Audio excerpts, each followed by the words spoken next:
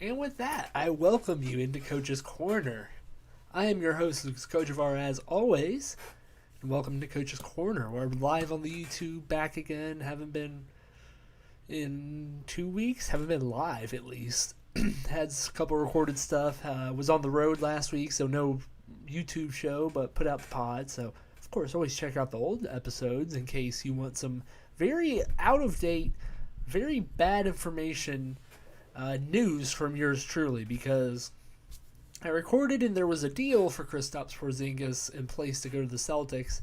Then there wasn't a deal for Kristaps Porzingis, and then there was a deal for Kristaps Porzingis. So multiple things happened very quickly over the span of like 3 hours for that deal between the Celtics, Wizards, and what happened to be the Clippers turned into the Memphis Grizzlies. So Memphis Grizzlies had to come in and save the day because the Clippers did not like Malcolm Brogdon's medicals. They didn't like what he had going on with his elbow. It was a bad elbow, I guess. And so Clippers pulled out of the deal, and what went from Malcolm Brogdon being dealt turned into Marcus Smart being dealt to the Grizzlies. And much of the deal, I guess, kind of remained the same. Tyus Jones going to Washington, I guess, was the other big part of that trade because he was a big bench piece for Memphis. Now he's a starter in Washington. Rightfully so, he's a starter. He's a good starting point guard, like a great backup, good starter. So he gets to Washington, and that's really all Washington got. I think they got a pick. They got a veteran for money purposes.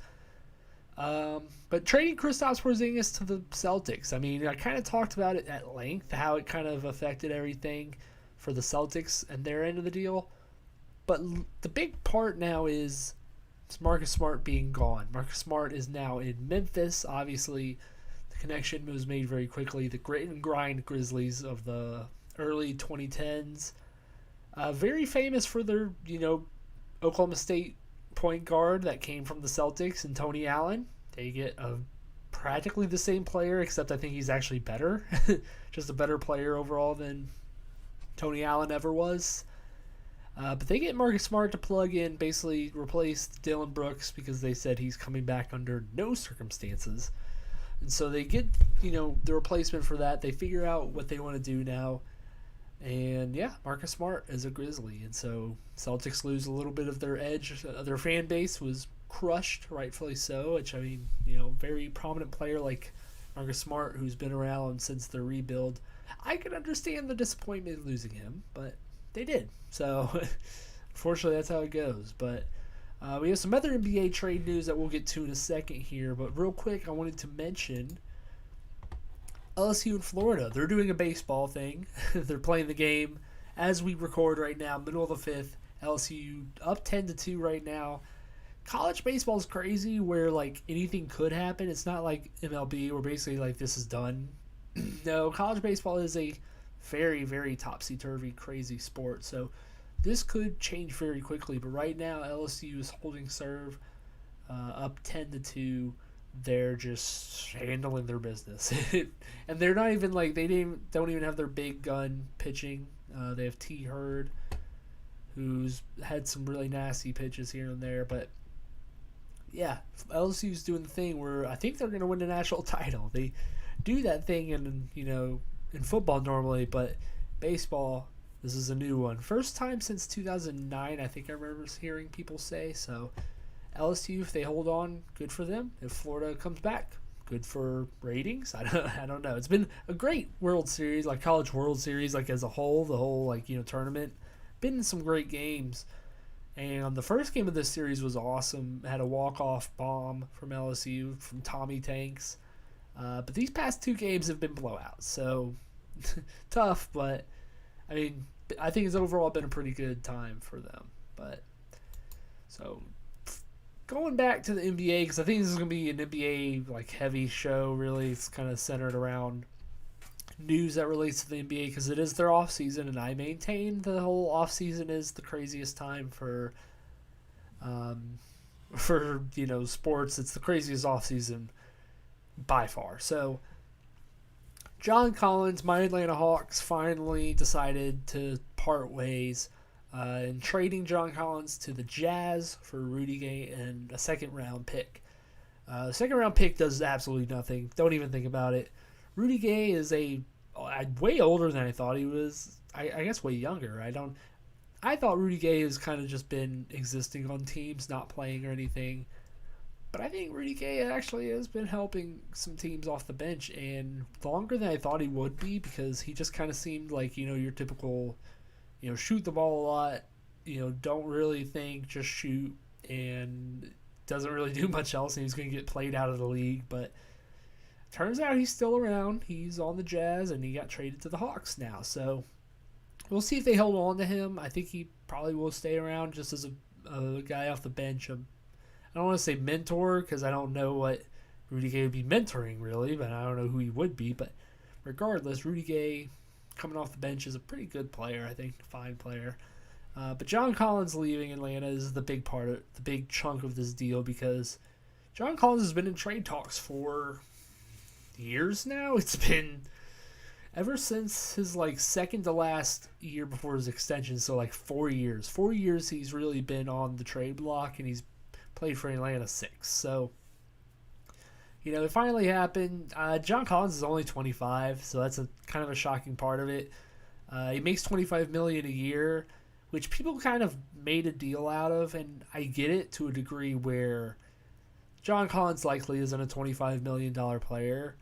But when you look around the league and how much money is really being thrown around, if used properly, I think John Collins can be a $25 million player. I don't think consistently he is, but I think that part is also just he suffered from being on a team that just doesn't complement his strengths as good as they can. Now, Trae Young maximizes John Collins when they're doing pick and roll, together things, because him and Trae Young have been a money pick and roll duo.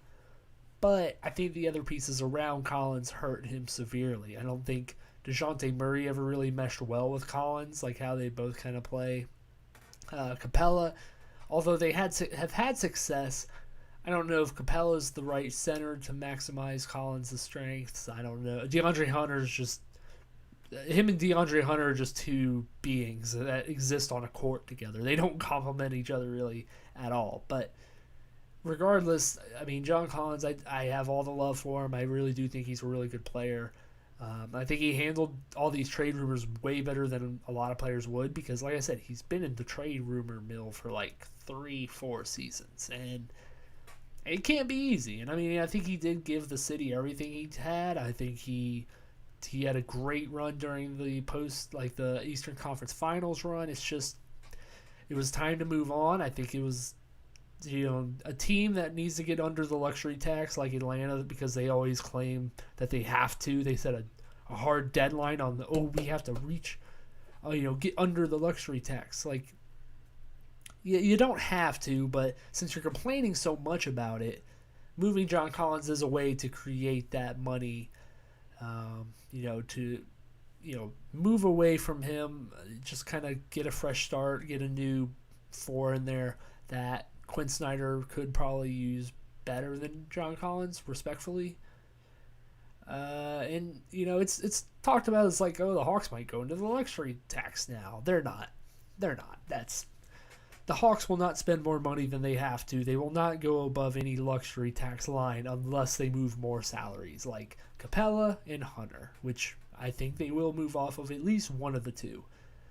Capella would be the guy that I would really like to see them move off of, because I want to see Onyeka Okongwu become the starter, become the guy, because I think he has that potential to be a very high-quality defensive player of the year caliber player. I sincerely believe that. Can't do that as a guy off the bench behind Capella unless you just move Capella to the bench as a bench center, but you're paying him a lot of money to be off the bench. There's a lot of issues. There's a lot of conflicting things that I think you just need to scrap it and just get a new... get some role players, get some wing players for one of those guys. There's ways around it to where I don't think Capella should be on the team anymore. And Hunter, frankly, I don't want on the team either, just because I don't know how... I think he kind of is who he is. I think he's a static player. I don't think there's any real development from where he's at now. We really don't. So I wouldn't be shocked if either of those guys get moved off of, but we'll see. We'll see how it develops.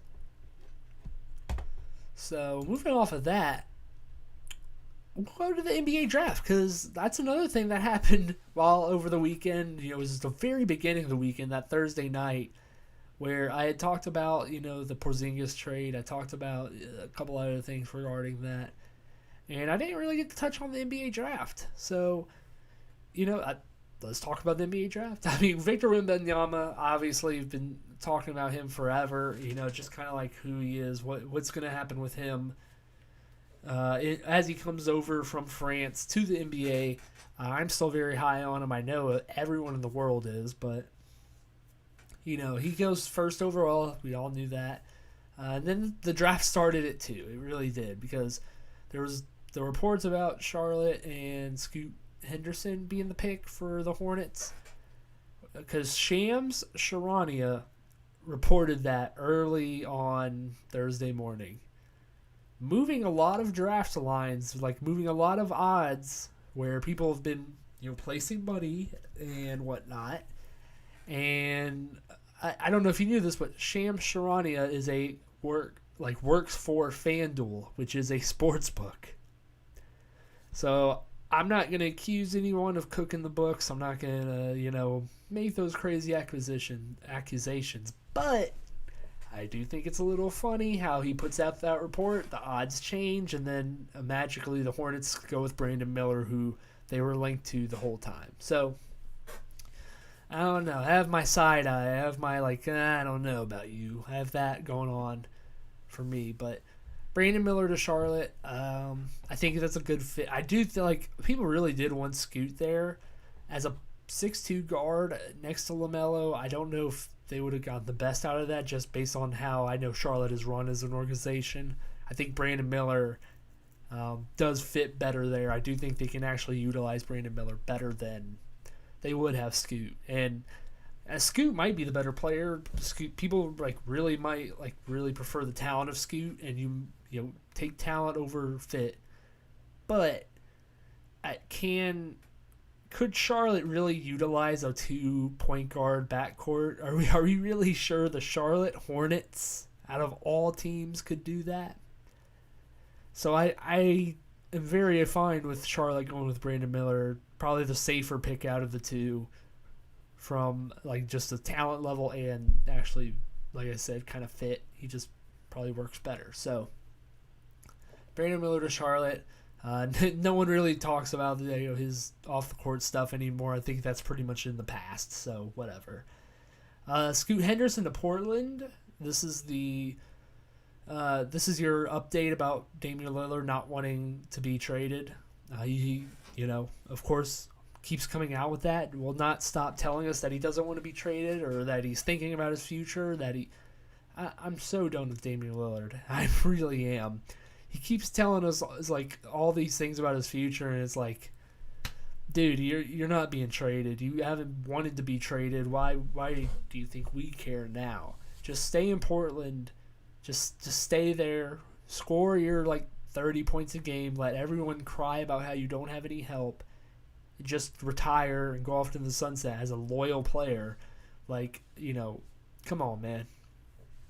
But, I mean, I do like that Portland kind of did double down on it and just went with Scoot. I mean, I think there is a very real chance that Dame, realistically, does get traded and they just move into the Scoot Henderson era.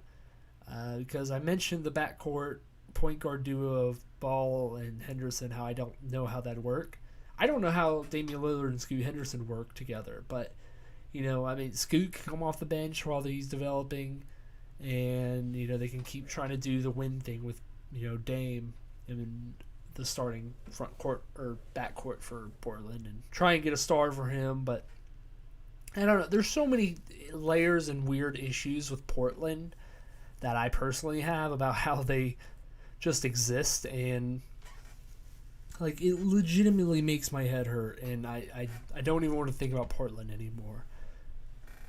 So we go to pick 4 and 5, and the Thompson twins. This was a set of twins that got drafted, just super athletic guys. Both are the same player. They really do the twin thing very well. So Amen Thompson goes to Houston. I think it's a good spot for him. I mean, frankly, he kind of just fits in as a wing or a guard off the bench, and he develops under Ime Udoka. Just not a lot of pressure for him to really perform. Just be a big three. I don't want to say 3D, but a big defensive athlete. Just do that, and he's money, really. And then Ausar Thompson goes to the Pistons. Pistons are a weird team, just how their roster is built. They drafted the point guard last year, and Jaden Ivey. They drafted Cade Cunningham the year before, and they have some big men. Jalen Duren is a big man they have down there who got drafted last year. It's like, what do you really get for this Pistons team where they're kind of like speeding up this development and making a push? I guess a guard forward is probably that pick, and they went with that. And so we'll see what they look like, especially with Cade Cunningham coming back from injury. Orlando, they went with Anthony Black. They went with Jet or Howard at the 11th pick. Anthony Black, the 6th pick, guard out of Arkansas. Orlando's weird because they have so many young players, and they're all kind of like stockpiled at like point guard position or center position. Like I don't know what you're doing, Magic, but cool. Pacers went with French fella who was actually Wembanyama's teammate, but he got traded to Washington, so a piece for Washington. And the Pacers got they got Walker from Houston. Now, out of respect for him, I'm not going to try and pronounce the first name, but I think it's a really good fit actually to slot him next to Miles Turner. Miles Turner's kind of a shooter. To have Miles Turner shooter and a paint presence on defense. Walker can kind of do whatever, just do his thing, not really care. Taylor Hendricks to the Jazz, sure. It's kind of a weird pick now that they know John Collins is there, but I mean Hendricks off the bench maybe. I don't know, it works. I don't know. Casey Wallace to OKC, a scoring spark plug off the bench probably for them early on. Derek Lively to Dallas, big center, just a big center dude. I don't think he's really special on offense or anything, but big defensive force, I think. Grady Dick for Toronto, that's an interesting wing player for them. I think OG Anunoby's gonna be traded, so Grady Dick probably slots in there. Jordan Hawkins for the Pelicans here at the very end of the lottery. I really like this pick. Jordan Hawkins was a player I was pretty high on. I don't know how his frame works as a defender in the league, but I think as a shooter he should come in and actually provide some much needed help for them. And then Kobe Buffkin. I mean, since we're here on the Hawks, we talked about him already. Kobe Buffkin, a guard from Michigan, basically just seems like, from what I've heard, that he's like Derek White on Boston, where plays defense very well, is a smart player, probably could get picked by the Spurs, honestly. That type of he's his IQ is there, and he was a sophomore, so he comes in he's improving every year, and it's could be good for him.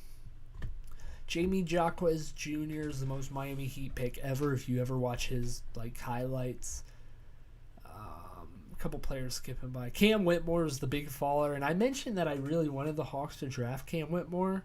Apparently, it was medicals that really drug him down with his thumb, I guess. I don't know. It seems like a kind of a baloney excuse for him to fall down to 20, but he's here at 20, and the Rockets get him in kind of a similar role as they got Amen Thompson. It's just a big, long wing player that is an athlete, and we'll figure out the shooting and all that stuff later.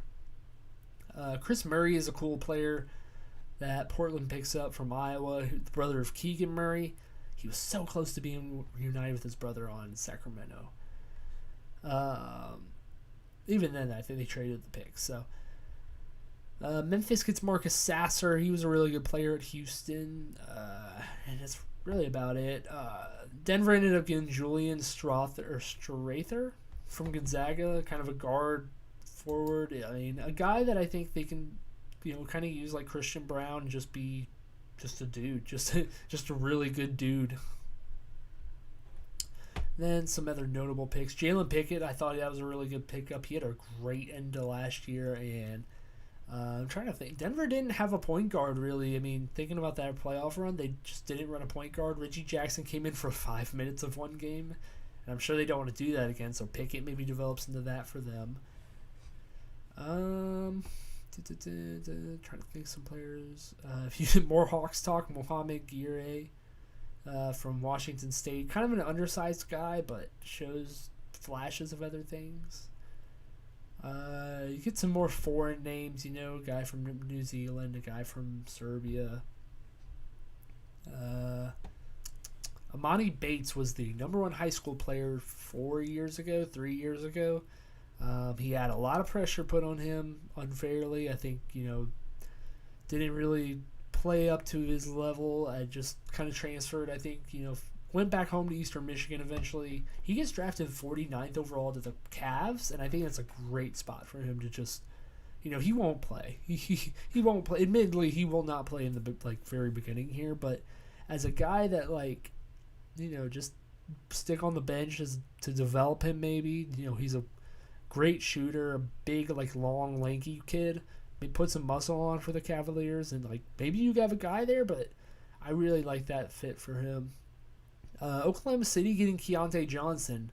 That's another big pick. Keontae Johnson collapsed on a court when he was playing at Florida. Very awful, sad visual and all that stuff. Came back, played at Kansas State this past year, was a part of their big tournament run. Him getting drafted here is pretty awesome if you know the story. A bigger physical guard, I like him a lot.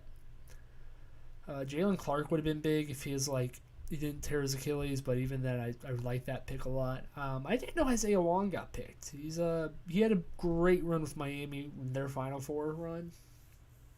And then Trace Jackson Davis, I'd say he's more of a 4 than a center. I think he's a smaller 4 or a bigger 4. I like him going to Golden State here. I think that's kind of an underrated, if they develop him, maybe they have something not Draymond Green. They're not going to develop Draymond Green with the 57th pick, but a similar type where he's, smaller, mobile, can, do some similar things. I like that pick if they can develop him. So that's your NBA draft recap. Good Lord. A big old draft recap there. Before we head into free agency, before we head into the FIBA stuff, we get FIBA's what is it? It's like the Olympics, but not the Olympics, but it's basketball. But yeah, that's NBA draft for you. That's, I believe, all I have for you. We'll be back with a Wednesday show. I'm probably going to talk to MLB. That will be where we kind of recap all our fun Ellie De La Cruz stuff, all that good stuff. And we'll have a champion. Like I said, I think it's going to be LSU here, but we'll get the official champion then. But until then, I'm your host, Luke Kochevar. As always, make sure you like, share, subscribe, do all that good stuff. Make sure to check out my website, lksportstalk.com. We're doing divisional, previews. I did the AFC South last week, doing the NFC South this week, so make sure to check out that stuff. Make sure to, share with all your friends, family, all that good stuff.